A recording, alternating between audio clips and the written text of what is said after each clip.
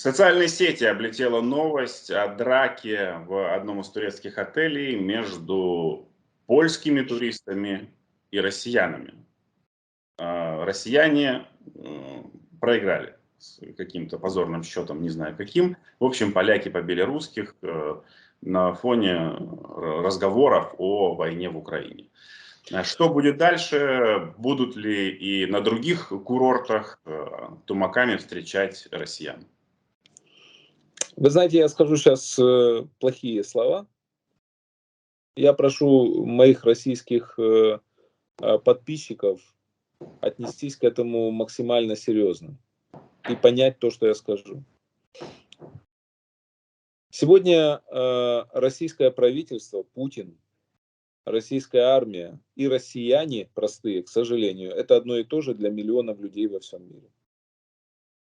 Сегодня на Западе в магазинах россиян отказываются обслуживать, отказываются продавать им какие-то товары. И даже в аптеке, мне друзья говорили, в аптеке выгоняли россиян из аптеки. Вот так говорили, пошли отсюда, мы русских не обслуживаем. Россияне, которые будут приезжать за границу, даже не виноватые в войне, даже поддерживающие Украину в душе, они должны понимать, что их будут бить, им будут плевать в лицо, за русский язык даже. Их будут унижать и оскорблять, потому что они несут коллективную ответственность за путинские преступления. Мне тоже друзья, они сейчас находятся, боже, где они, в Бельгии.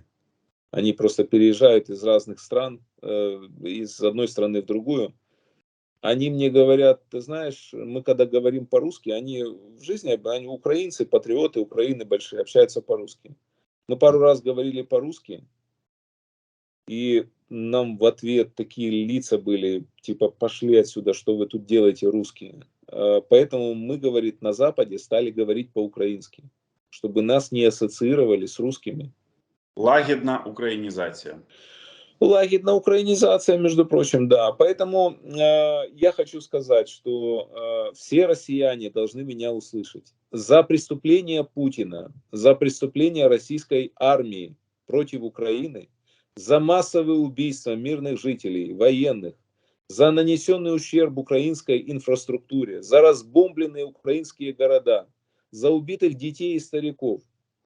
Вам будут плевать в лица, вас будут бить, вас будут унижать, оскорблять только потому, что вы русские. Это плата за ваше руководство, за его преступные фашистские планы и реализацию фашистскую этих планов.